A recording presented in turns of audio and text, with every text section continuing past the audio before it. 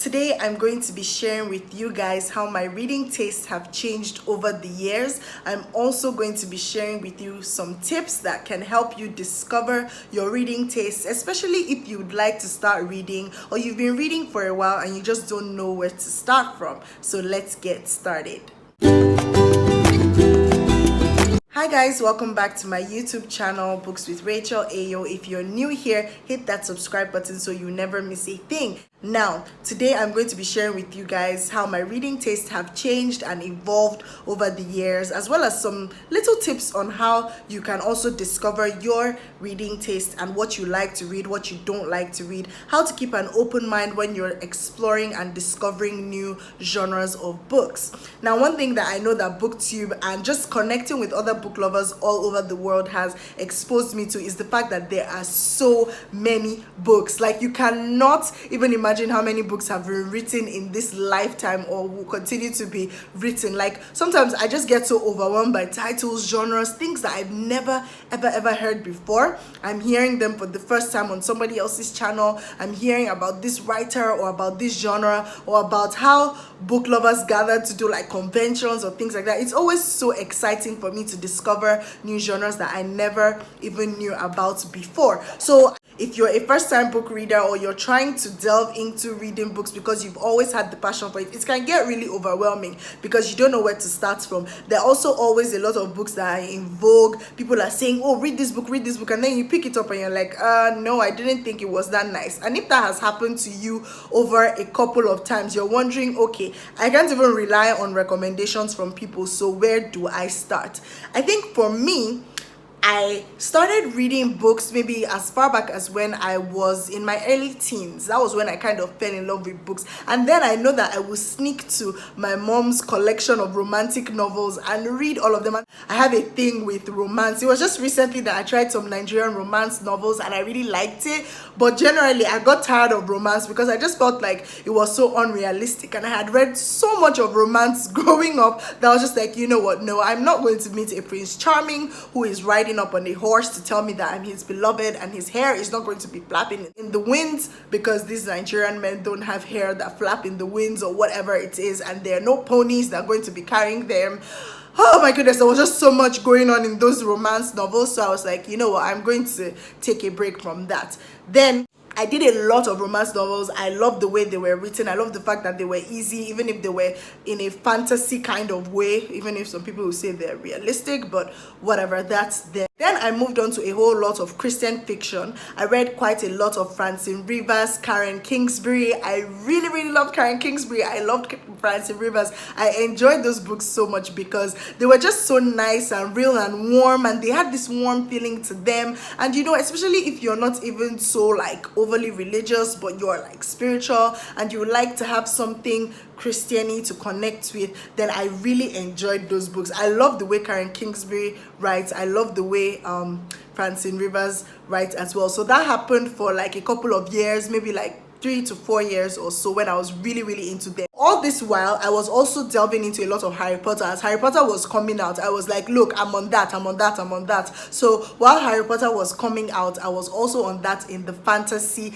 aspect. But I didn't really explore a lot of fantasy books. I think Harry Potter was the only one that I really enjoyed, that I was like, okay, yes, this is it. And I followed it all through from the beginning down to the end. I remember that I used to go to my family friend's house to play Harry Potter on the PlayStation. I think it was PlayStation 1 or what, I can't even remember what it was. I would look out for the movies, and the craziest thing was that the film adaptations looked exactly like I had imagined in my mind. So I was so excited about that. I always wanted to get the full collection, but it never happened because of course I didn't have money for that. But anyway, moving on. Then I discovered John Grisham, and because I had this inkling of, oh, I was probably going to become a lawyer, but I wasn't really sure because I wanted to become a banker because I thought that they only played with computers all day long.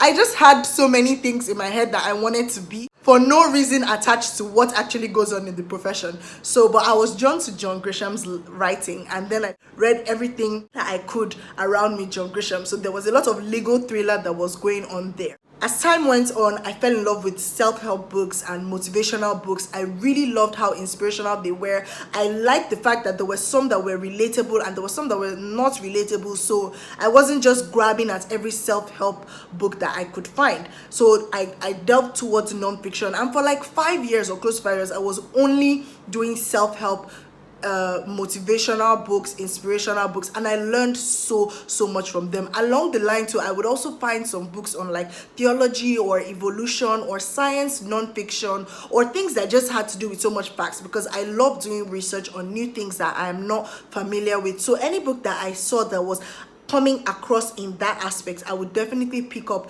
and I would read. I know that I read a lot of Ben Carson's Gifted Hands too at some point a while back, and that was also non-fiction on his own story. So I read every Ben Carson book that I could find and I really enjoyed that. Then along the line, and I think this happened like 2 years ago, I discovered African fiction because I started getting book recommendations from friends. Then I joined a book club and I was like, whoa, African fiction, Nigerian fiction. Now you would think that I've been reading this for so long, but there are a lot of book recommendations that I get, that books that have been released 4 years ago, 5 years ago. I don't even feel any type of way that I'm just coming to reading them now, because that's how my reading tastes have evolved. I still read my John Grisham. I still love my legal thrillers. I still enjoy my self-help books and my motivational books, as you guys can see in some of my book reviews that I do.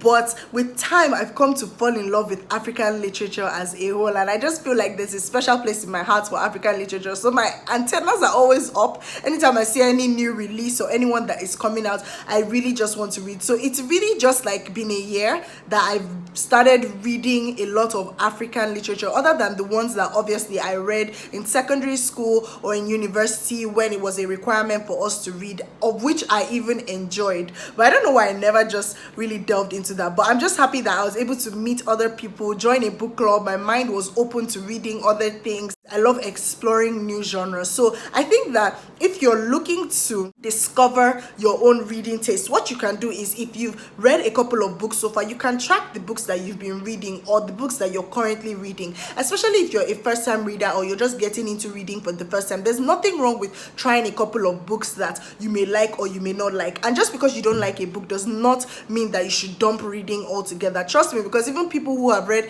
1,001 books will always find books that people have probably hyped and then you're like, no, I didn't like this book. So there's nothing wrong with that. You can just track the type of books that you read, your ratings for those books in your mind. If you have BookTube or you're on Bookstagram or you talk about books on Twitter, it's nice. You can always have like a thread of books that you've read so far in the year, and over time you will see the ones that you liked and the ones that you didn't like, and it might be tempting to lean towards only the ones that you like. For example, if it's African fiction that you find that you like a lot, you're leaning towards only that, then you may want to totally wipe out self-help or wipe out fantasy or wipe out any other kind of book. But it's okay for you to have an open mind. Honestly, till now, there's some genres that I cringe when I think I have to read it. Maybe someone sends me a book and it's like, oh, I'd like to see your review, and I cringe that I have to read it. But having an open mind at the end of the day has really helped me so far, because I actually end up enjoying the process. There are things that I may not like about the book and I may have some reservations about it, and I love to talk about books, so that's why BookTube really comes in handy. So you can track the books that you read, track how you rate those books in your mind, track how, when people give you recommendations, what you think about them, and you pay attention to what you enjoy the most, honestly, because you're not going to force yourself to read books that you don't like. So pay attention to what you like the most and be okay with having an open mind of exploring new genres. And with time, trust me, you'll be able to discover what is your go-to if you're coming out of a reading slump, or what is your go-to if you're trying to have a good time or you need some motivation or you need some. It's always good to just explore different genres, honestly. I found that, because even sometimes when I'm feeling less than motivated, I know what type of book I'm going to pick up. It's not a Nigerian's romance kind of book that I'm going to pick up. If I know I need motivation, I know what author I can go to pick up that book and get the required motivation that I need. If I need something light and funny, I know who I can go to pick that up. And that's what happens when you're versatile with your reading. If you want an experience where you want more knowledge or you want to learn, you know the type of non-fictions that you're going to pick up, so that you can broaden your horizon, improve your book vocabulary, and just basically be able to hold a conversation as well with other book lovers, so I think that is what has been my experience so far. I know that I didn't really use any of these tips to sort of track my reading taste. I just thought about it one day of how my reading tastes have actually evolved, and I'm excited to know that it will continue to evolve. There's going to be a period in my life where I'm reading a whole lot of one particular type of book, and another part of my life where I'm reading a whole lot of this particular type of books, but I mean, I'm also open to reading other things by the side. So there's nothing wrong with being versatile. If you've already found a love for a genre that you read now, there's nothing wrong with that. You have your community in that aspect. What you can do is continue to open your mind, explore other genres, join book clubs, have an accountability partner, somebody that you can discuss these things with. Find other people on social media who are interested in these kinds of books that you want to venture into, and discuss with them and let them know how it's going as well. So that is how my reading taste have evolved. I know that they will continue to, and yours will definitely continue to if you have an open mind. There's so much amazingness in books out there. You cannot read all the books in this lifetime. It's not possible. And the fact that new books keep on coming out every single year just gets me so excited. It's almost like air that hopefully would never finish. That's the way books are to me. Just imagine keeping yourself in one box and saying, oh, this is the only thing that I like, when there's so much out there to explore. There is, and you can always explore to your feel. So thank you guys so much for watching this video. I hope you enjoyed it. Let me know what your reading tastes are. What are your favorite genres? What are your go-to genres for different moods that you're in, and what you're currently reading as well. And I will see you in my next video. Bye.